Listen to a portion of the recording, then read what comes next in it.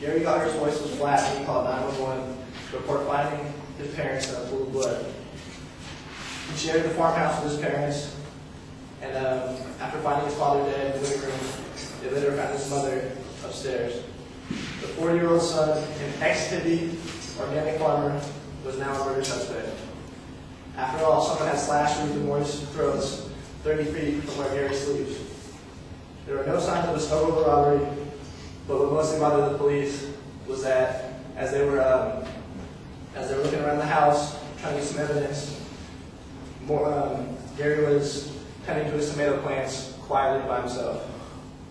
This evidence alone ended up making the police feel that this instantly made him a murder suspect, and eventually Gallagher was sentenced to die by lethal injection. Later on, though, Gallagher was found because of DNA evidence. He was cleared, and the police had the wrong man. And this story I've had this story on LobkeyShepherd.com, .tripod.com, and I have a statistic for you. Since 1973, over 130 people have been released from death rows throughout the country due to evidence of their wrongful convictions. In 2003 alone, 10 wrongfully convicted defendants were released from death row. And I got this stat from AmnestyUSA.org. As you may have noticed, my topic here today is on the death penalty. But because this is a very debatable subject, I was wondering if anyone would like to say their opinion on the death penalty. For it. You're for it? Why? Why are you for it, Steve? Well, I'm for it because it's like a eye for an eye. It's expensive because you have to do the appeals and that costs millions of dollars. Cheap, less appeals, kill them faster.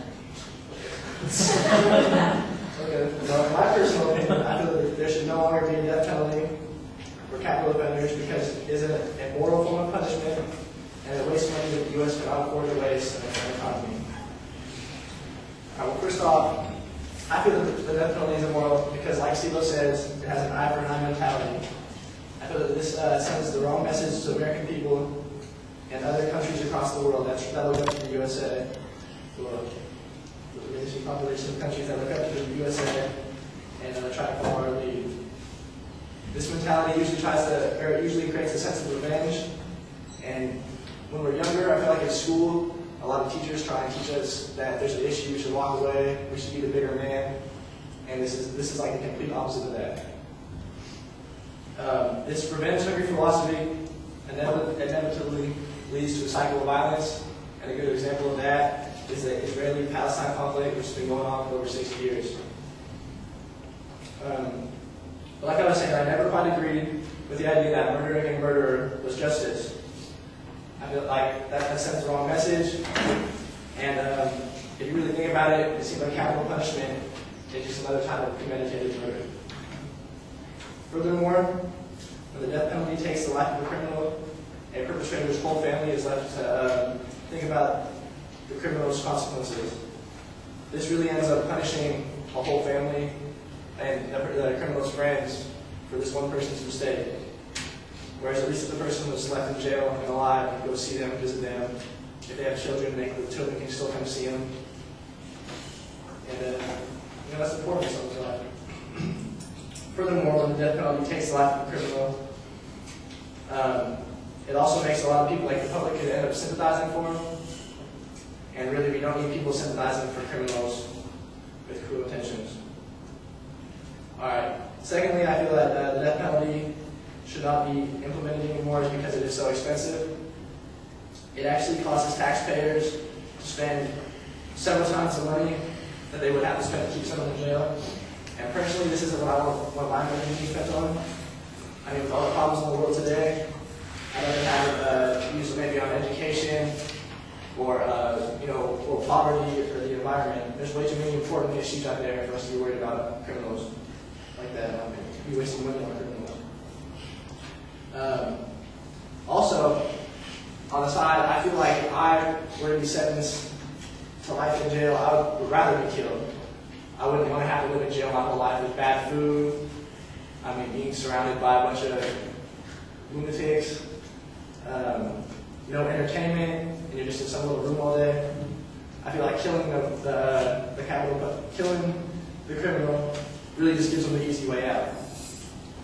But back to the money issue. According to deathpenaltyinfo.org, the additional cost of keeping an inmate on death row as compared to keeping an inmate in maximum security prison and sentencing life with no parole is a $90,000 difference per inmate. With California's current death row population of 670, that accounts for $63.3 million a year. Now, I'm sure many of you are wondering, well, why is the death penalty so expensive?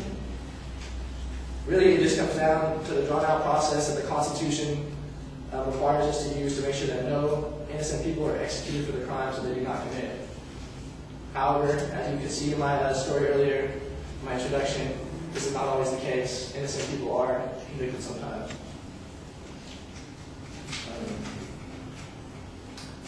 Also, DNA evidence may be almost 100% accurate, but almost really doesn't cut it when you're dealing with someone's life.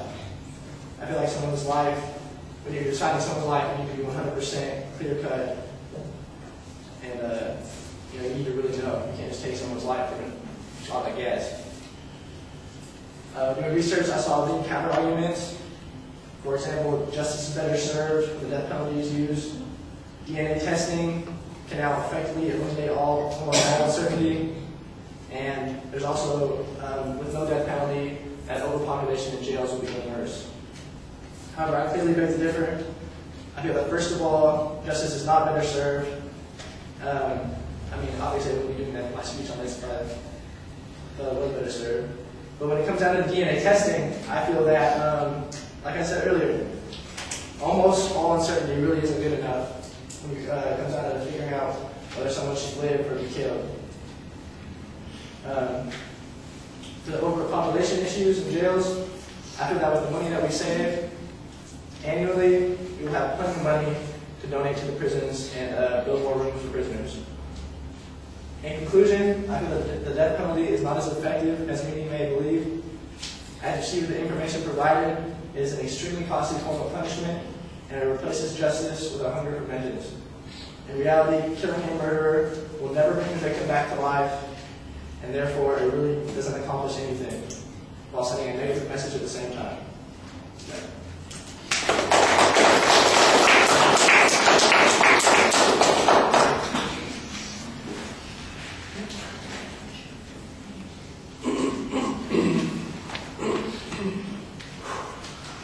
All right, Jeremy, what did you think? I thought he had a good citation in the beginning of his speech, story. I thought he had good interaction for the survey. Personally, I thought that it was all right. I guess he could have gone another way for a survey, but it kind of distracted me from hearing their answers and then coming back to the speech. But I think it was a good. Speech, your eye contact's good. You do go back to your cars a little bit, but that's just his mindset. But at the beginning, I didn't know what you were going to talk about like, previous year or something like that. But I think overall, we did good. All right, I thought the visualization at the beginning is pretty dramatic, and you've got a good example to draw us in. Your follow through on it explains what your position is, so I thought that was fine. It seemed odd to me that you start engaging the audience to find out the position that the audience has and potentially suggest a number of issues that you may or may not be talking about. Whenever you give up control like that, it could potentially go in really different directions. Now, you're fortunate that the responses were short and brief, but who knows how long they could have gone on. That could have been a problem. So I think you want to avoid trying to do that during the presentation. I was a little worried at first on the cost issue when you brought it up because it sounded like you made a lot of assumptions about what the costs were. Later on, there's a little bit more explanation and a little bit more proof about what the costs are. I still think it needs to be developed a lot more and that your data there is thinner than it ought to be. On the issue of vengeance, there's a moral argument that's being presented here, and but the way you support that moral argument, I think, is by some analogies that are really problematic. The idea of your teacher telling you to walk away when you're confronted with something that you don't